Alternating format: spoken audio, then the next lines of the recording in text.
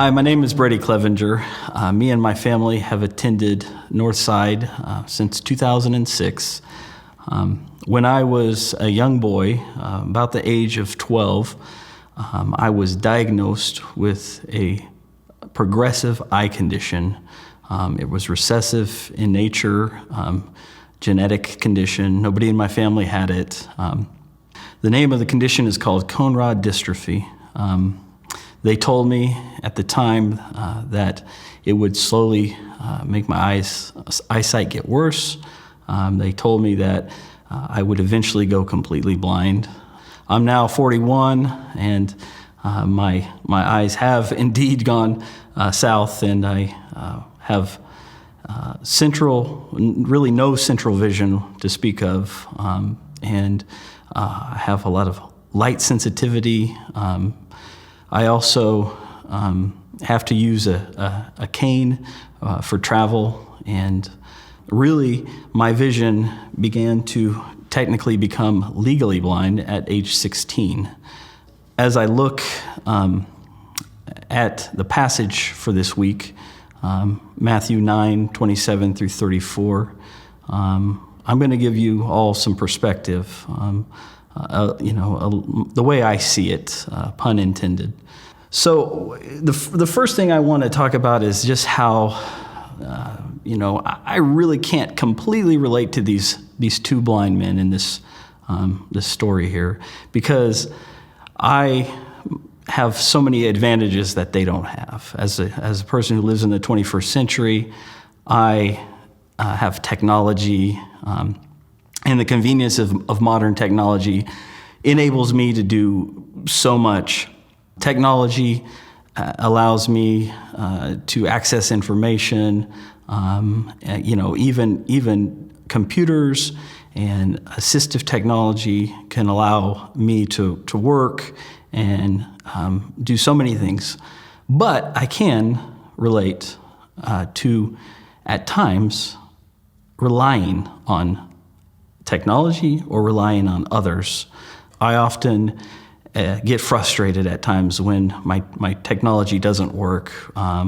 There's times where I have to rely on somebody for a ride, transportation, because I don't drive. I'm always looking for people who are reliable and trustworthy, people that I can depend on. And maybe another way of saying that is, people I can put my faith in. And so as I look at this passage, I do find it very interesting that these two blind men are actually healed according to their faith. That's what Jesus says. So their faith is not just simply words. They actually put it into action. And the first thing I notice is that they follow Jesus. And following somebody as a blind individual is not the easiest of tasks. I imagine getting around now is easier than getting around at this point in time. I think of times when I've been on, outdoor trails, hiking. It's not the funnest thing to follow somebody. So this would have been an effort for them to try to track Jesus down and follow him. And then I see that they cry out. They cry out and say, have mercy on us, Son of David. So they're asking for help. And that is something, as a blind person, I'm used to doing. I have to ask for help often. Sometimes it's just ask, what color are my socks? And kids are great at helping me there. But I think that they cry out for mercy. They cry out for help. They cry out for healing. That's implied. But they also call him Son of David. They are also proclaiming that he is the Christ, the Son of God, the Messiah. So they're acknowledging Jesus in his rightful place. And then Jesus doesn't heal them after this. He actually goes into a house. And then they follow him into the house. They're persistent. They follow him into the house. And Jesus asks them a really important question. He says, do you believe that I can do this? And that is what faith is. It's believing. He doesn't ask them, do you believe I will do this? Which I think is a completely different question. But he asks them, can I do this? And their answer, again, they verbalize it. They say, yes, we believe you can do this. And he puts his hands on them and he heals them.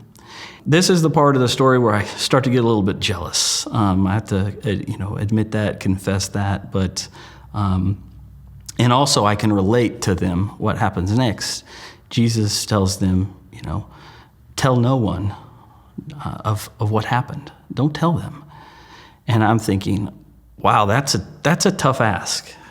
That's a tough ask. If Jesus healed me, I would do probably exactly what these two men did. And that's like immediately go out and make his name famous and say, this is what happened.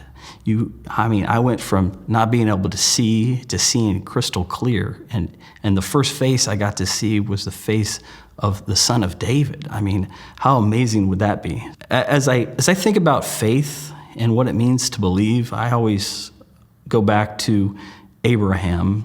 And Romans 4, Paul talks about Abraham's faith.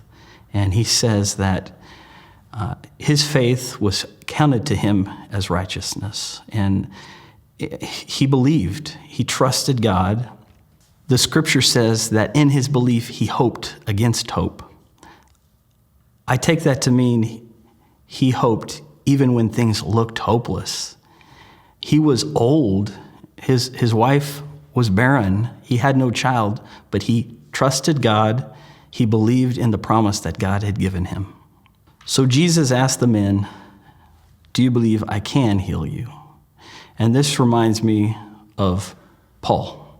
In 2 Corinthians 12, Paul talks about his thorn in his flesh, something physical that was tormenting him, something that he asked God to take away 3 times.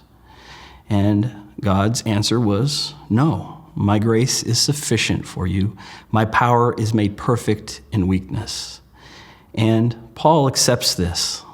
And I think sometimes faith isn't just having the belief that Jesus can heal, but also having the faith that when Jesus chooses not to, that we can trust him and we can know he has our best plans in his mind.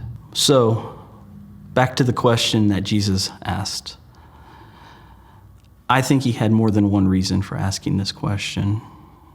I think he wants us to believe that he can, but then also trust him that he knows what's best for us.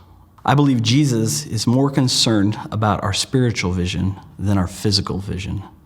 I think God has so much compassion for us and so much love for us that he would do anything to bring us to an eternity with him. As you enter into your discussion time, think about some areas that you might need healing in. Maybe it's anger. Maybe it's resentment or bitterness. Maybe it's something physical. And ask yourself, do I have the faith that Jesus can heal me from this? And if his answer is no or not now, do I have the faith to trust him?